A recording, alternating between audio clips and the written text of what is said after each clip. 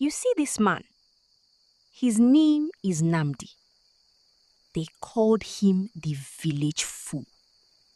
They said his mouth was too sharp, his heart too hard, and his head too hot for any woman to marry. But tonight, he is standing in chains. And the king, the king is crying.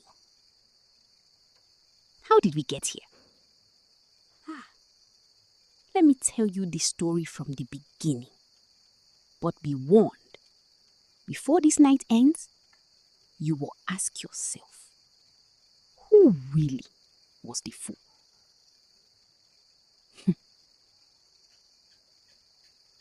In the town of Ugugu, near the banks of Omambala River, there was a man. His name, Nnamdi. He was not handsome. He was not rich. He was a palm wine tapper's son. But his tongue, his tongue could cut yam. One morning, chaos. Nnamdi stood before Mama Nkechi, the pepper seller, and he shouted, loud, sharp, but not angry. Mama Nkechi, you sell rotten pepper for price of gold. If you don't return my change, I will scatter this table and the goats will enjoy today. Mama Nkechi said, Nnamdi, please. Gold is expensive. Nnamdi said, well, I did drink food. That was Nnamdi. If water touched him, he cursed the river. If wind blew his wrapper, he fought the air. No friends, only victims. His mother, Mama Ifeoma, she spent her days crying to neighbors. I don't know where this spirit came from. Please forgive him. But here's what nobody knew. That farmer he shoved, he was not a farmer. And that day in the market, someone was watching. Someone powerful. Who? You will soon find out. 3 days later, the town crier beat the gong. The great king of Ogugo, Eze Akachukwu the tiger, was ready to choose a husband. Yes, you heard me. A husband. Because in this kingdom, the king was a woman. Queen Ezine Akachukwu. Young, strong, wealthy. But for 2 years, since her husband died, she had been fading. The elders said, you need a man to cook for you, to soothe your spirit. And the queen, she whispered one word, peace. Then she said, everyone wants me to have peace. But the queen had a secret. She had visited the oracle. And what the oracle told her, nobody heard. Not even the chiefs. But they would soon find out. Because the selection day was coming. The palace courtyard filled. Young men from 7 villages danced, cooked, answered questions. Fidelis, the soft one, the handsome one, knelt perfectly, spoke of obedience. The crowd cheered. Then came Nnamdi. He wore torn clothes. He looked bored. Chief Okudili asked him, Nnamdi, what would you do if the queen made you angry? Nnamdi said, slow, yawning slightly. Is the queen God? If she does foolish thing, I will tell her. A husband is partner, not furniture. The dramatic pause. Silence. The chief screamed, "Abomination! Flog him!" But the queen stood up slowly. She walked past Fidelis. She stopped before Nnamdi.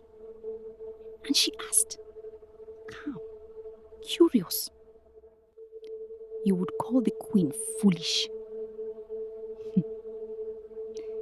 Nnamdi said, slow, confident.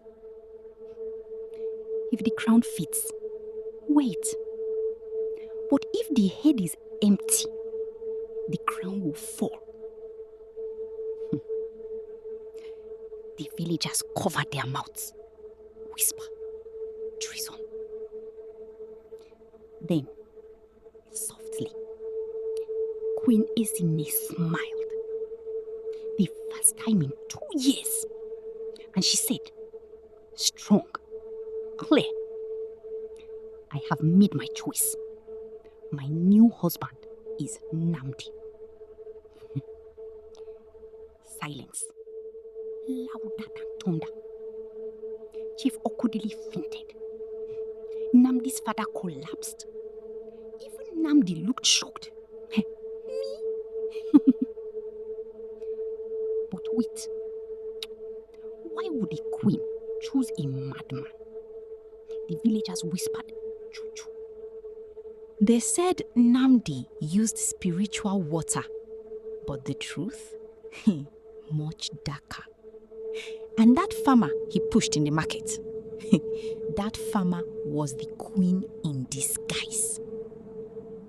She had been watching him for months. But why? You will cry when you find out. Nnamdi did not change. First morning, he walked into the royal kitchen. The royal cook, a fat man who served 3 kings, said, "Sir, this is the royal recipe, served for 50 years. Nnamdi tasted it, spat it out, and said, "This tastes like betrayal and too much salt. Are you trying to kill my wife with hypertension?" From today, I cook. He chased the cook with a wooden spoon. The queen watched from the door, silent. She ate his food. Simple, spicy, hot. That night, she slept without nightmares. First time in years. But here's the twist the villagers didn't know. The queen wasn't just sad. She was being poisoned. Slowly. By the same people smiling at her every day. And Nnamdi? He had been poisoned too. As a child. His rudeness? That was survival.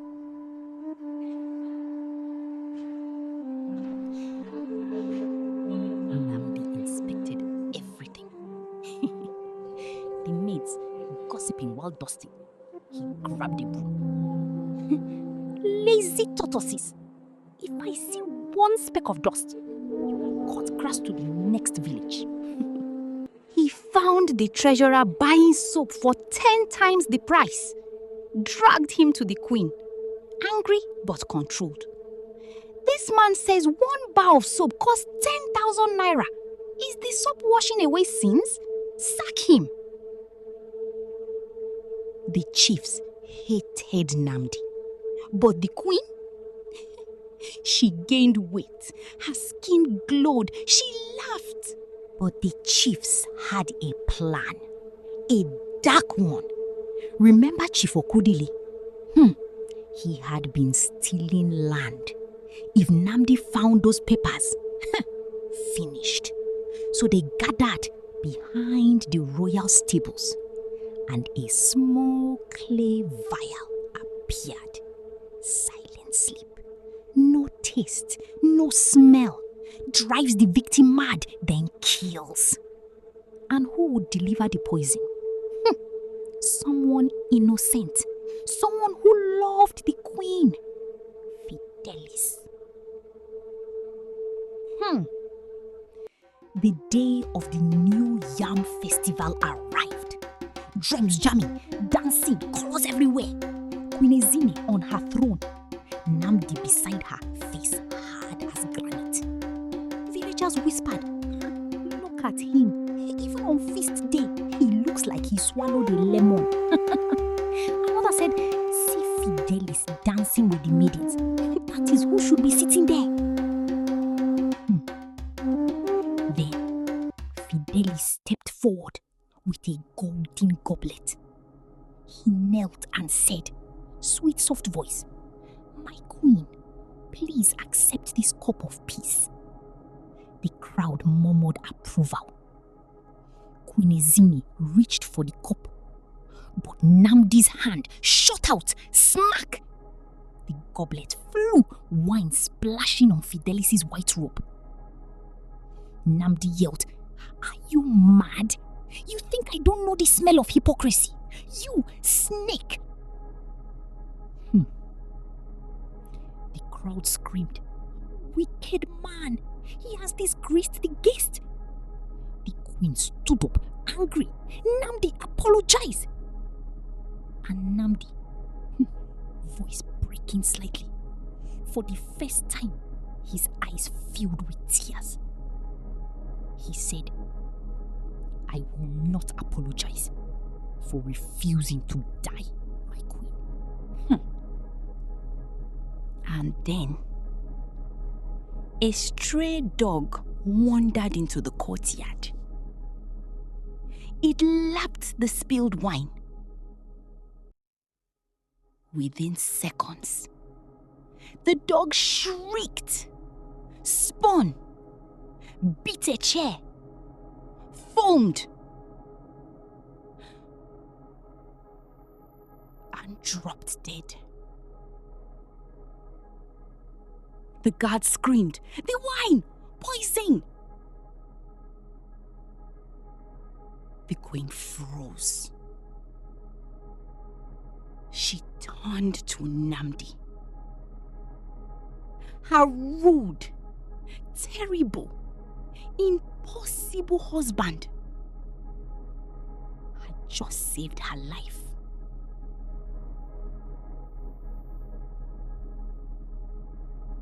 That night, Nnamdi packed his things. He said, "I am going back to my father's house. I fight your enemies. I fight your staff, and you shout at me in public." Queen said softly, "Nnamdi, please." He said, "Don't Nnamdi me. Go and marry Fidelis. Let him kill you with kindness." Queen softly laughed, unexpected. Then she knelt before him. A queen kneeling before her husband. She said, "I married you for war, Nnamdi, not for peace." Then she told him about the oracle, about the smiling killers, about being trapped.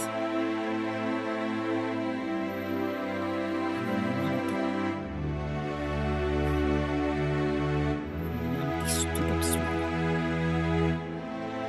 His eyes were cold. He said, "I know.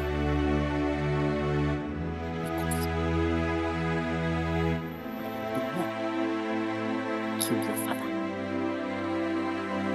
When he was 12 years old, a hungry boy, Chief Okudili gave him coins to deliver a clay pot of palm wine to the old king.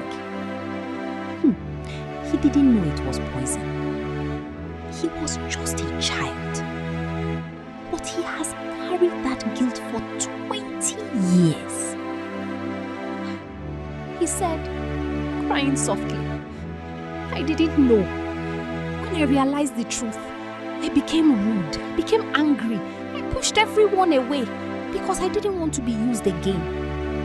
But when you chose me at this election, I knew the gods were giving me a chance to save what I destroyed.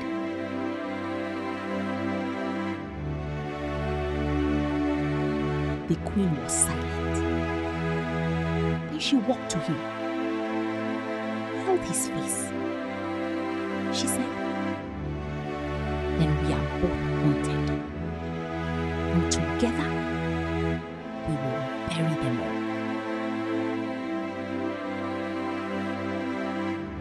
The next morning, the queen summoned the entire village. Chief Okudili, Chief Uche, and Fideli stood looking smug. They thought she would announce her divorce. Instead, she brought out the dead dog. She said to Fidelis coldly, would you like to drink from the same cup now? Fidelis collapsed, weeping. Chief Okudili forced me. Chief Okudili ran. Guards seized him. Nnamdi pointed, hold Chief Uche too. I saw them whispering behind the stables. Excited, the conspiracy unraveled. The polite society exposed as vipers.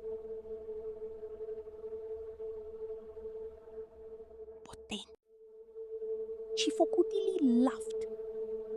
He shouted, you think you have won? Your father's real killer is still sitting on that throne. All eyes turned to Mama Izini, the queen's mother, the sweet old woman who sold vegetables. She smiled. She pulled out a small clay vial, the same as Okudili's. She said calmly, I killed him because he wanted another woman. And I would have killed you too, my daughter. She added, but your rude, impossible husband, he tasted your food before you every day. He saved you without you knowing.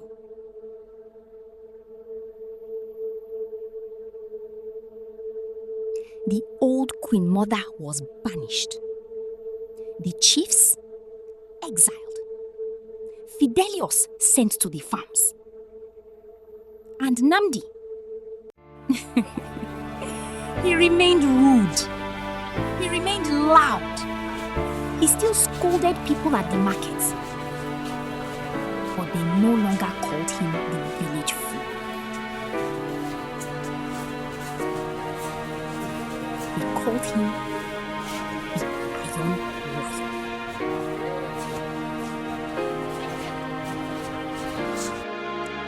Years later, Nnamdi and Queen Izini sat on the palace balcony, watching their two children play. The children were loud, energetic, and stubborn. The boy argued with a guard about the rules of the game. Nnamdi laughed. That boy is just like you. The queen said, good. The world has enough sheep. He will be a lion.